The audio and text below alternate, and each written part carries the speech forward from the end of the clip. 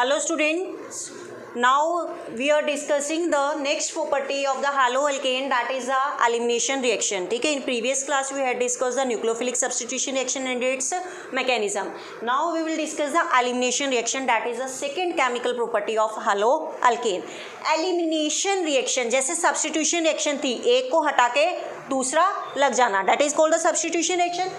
Elimination का मतलब क्या है? कोई चीज़ रिमूव होना, रिमूव करना, ठीक है. और मतलब क्या है यहाँ पर? फॉर्मेशन ऑफ पाई बॉन्ड, कि जब आप किसी भी मॉलिक्यूल को, that is a small molecule, किसी भी स्मॉल मॉलिक्यूल को आप रिमूव करोगे तो वहाँ से हमेशा क्या बनेगा आपके पास?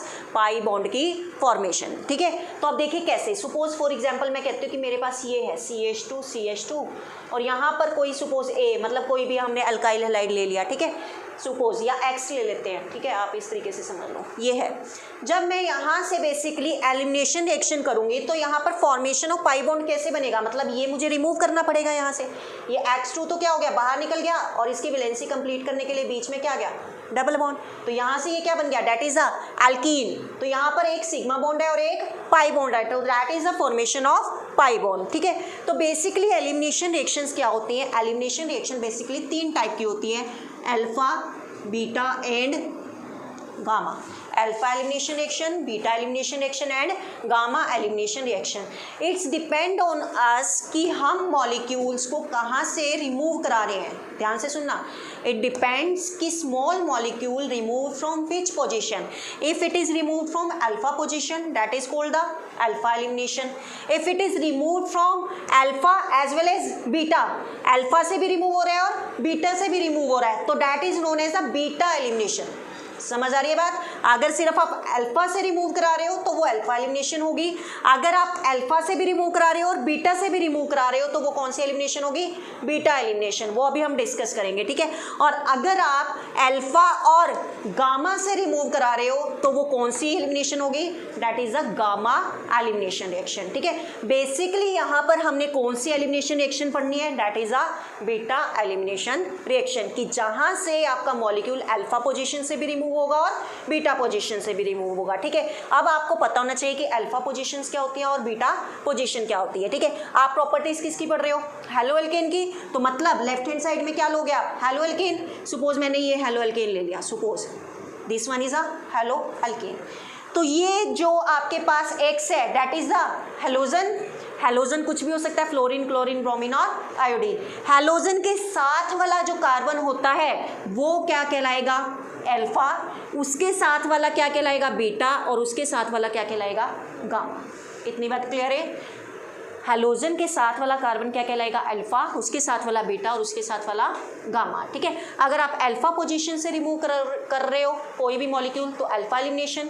अगर आप अल्फा और बीटा से कर रहे हो तो बीटा एलिमिनेशन. और अगर आप अल्फा और गामा से रिमूव कर रहे हो तो that is a gamma elimination. इतनी बात क्लियर है? अब हम एग्जाम्पल के थ्रू समझें, ठीक है. देखिए अब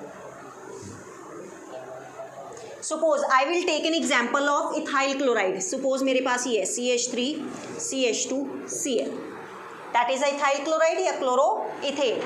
मैं इसमें कौन सी रिएक्शन मैंने बोला है कि यहाँ पर हमने डिस्कस करनी है? बेसिकली बीटा एलिमिनेशन, ठीक है. तो बीटा एलिमिनेशन रिएक्शन का मतलब क्या है? जहाँ से स्मॉल मॉलिक्यूल रिमूव होगा, कहाँ से? अल्फा से भी और बीटा से भी, ठीक है. बेसिकली उस मॉलिक्यूल को रिमूव कराने के लिए आप कौन सा रिएजेंट यूज करते हो? हमेशा ध्यान रखना, दैट इज अ KOH. और वो भी कौन सा? अल्कोहलिक. एलिमिनेशन रिएक्शन में जो आपके पास KOH यूज होगा वो कौन सा यूज होगा? अल्कोहलिक. क्यों होगा वो अभी मैं इसका रीजन बताऊंगी बाद में, ठीक है. बेसिकली हमने न्यूक्लियोफिलिक सब्स्टिट्यूशन रिएक्शन में जो KOH यूज किया था वो कौन सा यूज किया था? एक्वस. यहाँ पर हम क्या यूज कर रहे हैं? अल्कोहलिक. तो एक्वस क्यों यूज किया था और यहाँ पर एक्वस क्यों नहीं यूज कर रहे हैं? अल्कोहलिक ही क्यों यूज कर रहे हैं? इसका जो रीजन है मैं आपको ये रिएक्शन कवर करने के बाद बताऊंगी, ठीक है. तो पहले अब रिएक्शन को समझिए कि कैसे करनी है. तो यहाँ पर KOH अल्कोहलिक मैंने यूज किया, ठीक है. इसको मैं कैसे लिख सकती हूँ? CH3 CH2 ऐसे लिख सकती हूँ. Cl लिख सकते हो. This is the halogen. Halogen के साथ वाला कार्बन अल्फा एंड साथ वाला बीटा, उसके साथ वाला. अब बीटा से भी रिमूव करना है और अल्फा से भी रिमूव करना है. आपको पता है तभी बीटा एलिमिनेशन रिएक्शन कहलाएगी. अब बीटा से जब आप रिमूव करोगे इस CH3 को ऐसे लिख सकती हूँ मैं, यहाँ से ये एक H दूसरा H और ये तीसरा H, तो ये क्या होगी बीटा। तो मतलब एक हाइड्रोजन यहाँ से हटाओगे और अल्फा से क्या हटाना है, ये हेलोजन, अल्फा से क्या हटाना है, हेलोजन, ये चीज़ ध्यान रखना। अब यहाँ से क्या बाहर निकल रहा है, HCl, और इधर क्या है KOH, this one is positive, this one is negative, this one is positive and this one is negative. ये पॉजिटिव नेगेटिव अट्रैक्ट करेगा तो बाहर क्या निकल गया KCl, ये पॉजिटिव और ये नेगेटिव अट्रैक्ट करेगा तो बाहर क्या निकल गया H2। इतनी बात क्लियर है, क्लियर है इतनी बात। क्या बचा अब आपके पास यहाँ से CH2 आगे जो बचा है ये भी क्या बचा है CH2, इनके बीच में सिंगल बॉन्ड है, लेकिन जब ये चीज़ यहाँ से रिमूव हुई, एक यहाँ से और एक यहाँ से, तो इसकी वैलेंसी, कार्बन की टेट्रा वैलेंसी होती है, मतलब 4 बॉन्ड होने चाहिए आसपास, तो 2 और 1 3 बॉन्ड है, तो इसकी वैलेंसी को कंप्लीट करने के लिए यहाँ पर क्या लग गया, एक डबल बॉन्ड। और वैसे भी हमने पढ़ा था एलिमिनेशन रिएक्शन में क्या होता है, फॉर्मेशन ऑफ पाई बॉन्ड। आ रही है बस समझ। तो that is the elimination reaction, but that elimination reaction in which case that is a symmetrical alkyl halide की unsymmetrical alkyl halide, symmetrical है, this one is a symmetrical है, बेटा 2 ही तो कार्बन है ना, तो that is a symmetrical alkyl halide। अगर मैं 3 वाला ले लूँ फॉर एग्जाम्पल, देखिए इस तरीके से CH3 C Cl H CH3, पूरी है वैलेंसी 3 और 1 4, 1 2 3 और 1 4, 3 और 1 4, ये क्या बन गया, that is a 2-chloro-propane, that is a unsymmetrical alkyl halide। ठीक है, अब देखो यहाँ पर 3 कार्बन है और हेलोजन के साथ वाला कार्बन क्या होता है, अल्फा। हेलोजन के साथ वाला कार्बन क्या होता है, अल्फा। उसके साथ वाला क्या होता है, तो अगर ये इसके साथ वाला बीटा है तो ये वाला कार्बन भी कौन सा है, ना कि गामा, गामा नहीं है, बीटा के साथ वाला गामा होता है। अगर ये वाला अल्फा है, इसके साथ वाला ये भी बीटा होगा और ये भी क्या होगा, बीटा होगा। तो इस केस में अगर मैं KOH अल्कोहलिक यूज़ करती हूँ तो क्या प्रोडक्ट बनेगा, अगर मैं फर्स्ट सिचुएशन बीटा इसको कंसीडर करती हूँ, बीटा इसको कंसीडर करती हूँ, तो एक H यहाँ से निकलेगा और एक Cl यहाँ से निकलेगा, क्या बनेगा आपके पास CH3 CH double bond propene बन गया, KCl बाहर निकल गया, H2O बाहर निकल गया। बट इन केस अगर मैं बीटा इसको कंसीडर करती हूँ तब क्या बनेगा, CH2 double bond CH then CH3, यहाँ से एक हाइड्रोजन रिमूव कर दिया, यहाँ से एक क्लोरीन रिमूव कर दिया, CH2 डबल बॉन्ड CH और CH3। दोनों केस में क्या बन रहा है,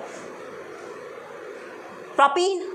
दोनों केस में क्या बन रहा है, प्रोपीन। बट ऐसा ज़रूरी नहीं होता कि अगर आप अनसिमेट्रिकल अल्काइल हैलाइड लेते हो कि आपके पास दोनों केस क्या आए, सेम आए, दोनों केस क्या आए, सेम आए। उसके लिए हम नेक्स्ट एग्जांपल देख रहे हैं। अगर सपोज मैं दूसरा कोई ले लूँ example CH3 CH Cl CH2 and CH3, ये क्या बन गया 1 2 3 एंड 2 क्लोरोब्यूटेन।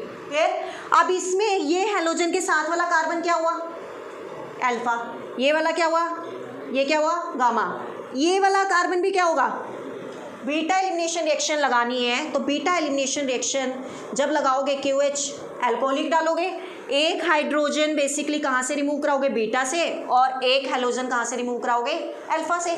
तो अगर मैं फर्स्ट केस लेकर चल रही हूँ कि मैं ये वाले बीटा से मैं क्या रिमूव करा रही हूँ, हाइड्रोजन, तो ये वाला जो मैंने रिमूव कराया यहाँ से हाइड्रोजन, क्या बचेगा CH2, क्या बचा CH2, यहाँ से क्या आ गया डबल बॉन्ड CH, ये Cl बाहर निकल गया, नेक्स्ट CH2 CH3, ये बना, क्या बन गया, that is a butene, that is a butene, क्योंकि 1 कार्बन पे क्या है, डबल बॉन्ड, और प्रोडक्ट आपका बाहर निकल गया, कौन सा, that is KCl and H2O plus. अब ये भी तो हो सकता है कि आपने यहाँ से इस बीटा से रिमूव ना करा के यहाँ से रिमूव करा दो, ये भी तो पॉसिबल है ना बीटा एलिमिनेशन रिएक्शन में। तब प्रोडक्ट क्या बनेगा आपके पास, CH3 CH, यहाँ पर क्या आ गया double bond CH, next CH3, क्योंकि एक हाइड्रोजन यहाँ से रिमूव कराया और एक क्लोरीन यहाँ से रिमूव कराया, ठीक है, अल्फा से क्लोरीन और बीटा से हाइड्रोजन, तो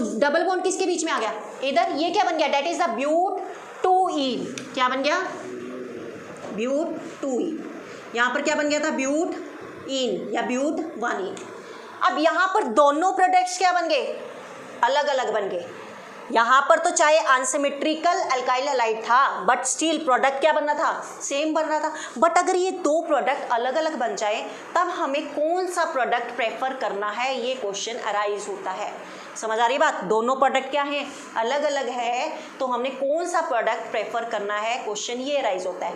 तो हम यहाँ पर प्रेफर करने के लिए यूज करते हैं set-Jeff rule, that is the Saytzeff rule. Set-Jeff rule क्या कहता है कि अनसिमेट्रिकल जो अल्काइल हैलाइड होता है, ऐसे ले लो, सेट-जेफ रूल क्या कहता है, जब आपके पास अनसिमेट्रिकल अल्काइल हैलाइड होता है उसमें जब आप बीटा एलिमिनेशन रिएक्शन यूज़ करते हो और आपके पास डिफरेंट टाइप के प्रोडक्ट्स बनते हैं, तो उसमें से आप वो प्रोडक्ट प्रेफर करते हो जिसके पास ज़्यादा से ज़्यादा नंबर ऑफ अल्काइल ग्रुप्स आते हैं, जिसके पास ज़्यादा से ज़्यादा नंबर ऑफ अल्काइल ग्रुप्स आते हैं। तो इसमें अल्काइल ग्रुप ज़्यादा है कि इसमें अल्काइल ग्रुप ज़्यादा है, ब्यूट 2 में अल्काइल ग्रुप तो बेटा CH3 कहलाएगा ना, ये थोड़ा ना कहलाएगा, ठीक है। तो मतलब we will prefer the but 2 as an major product, that is an major product and that is a minor product according to the Saytzeff rule. Clear है। सेट-जेफ रूल क्या कहता है कि जब हम अनसिमेट्रिकल अल्काइल हैलाइड लेते हैं और वहाँ पर क्या करते हैं, बीटा एलिमिनेशन रिएक्शन करते हैं, तो आपके पास 2 टाइप के प्रोडक्ट बनते हैं, डिफरेंट प्रोडक्ट जो बनते हैं उसमें से आप प्रेफर कौन सा प्रोडक्ट करोगे, जिसके पास ज़्यादा नंबर ऑफ क्या होंगे, अल्काइल ग्रुप्स लगे होंगे, उसको आप क्या करोगे, as an major product consider करोगे और दूसरे वाले को as an minor product. Clear है एलिमिनेशन रिएक्शन, क्लियर है। अब देखिए, अब मैंने बात करी थी कि KOH यहाँ पर अल्कोहलिक क्यों यूज़ करते हैं, एक्वस क्यों नहीं यूज़ करते हैं, ठीक है। इसका रीज़न मुझे आपको बताना है। बेसिकली अगर आप इस रिएक्शन में देखो, यहाँ से Cl रिमूव हो रहा है अल्फा से और बीटा से क्या रिमूव हो रहा है, हाइड्रोजन। जब ये हाइड्रोजन रिमूव हो रहा है तो मैंने आपको बताया था ये H है यहाँ पर और ये क्या है, Cl। तो ये जो H पॉजिटिव है ये एक्ट कैसे कर रहा है, as an proton. H positive क्या है, प्रोटोन है ना। तो बेसिकली ये जो KOH अगर हमने न्यूक्लियोफिलिक सब्स्टिट्यूशन रिएक्शन में यूज़ करा था KOH, और वो भी कौन सा, एक्वस। एक्वस का मतलब क्या, प्रेजेंस ऑफ वाटर। उसमें क्या होगा, ये किस में ब्रेक हो जाता है, आयंस में, K positive plus OH negative में। तो ये वाला जो OH नेगेटिव है ये एक्ट करता है एज एन न्यूक्लियोफाइल, बट ये क्या हो जाता है, हाइड्रेटेड। इसकी इतनी टेंडेंसी नहीं रहती कि ये बीटा कार्बन से इस प्रोटॉन को क्या कर सके, एक्सट्रैक्ट कर सके, मतलब बाहर निकाल सके। समझ आ रही बात, क्यों, क्योंकि ये क्या है, हाइड्रेटेड है।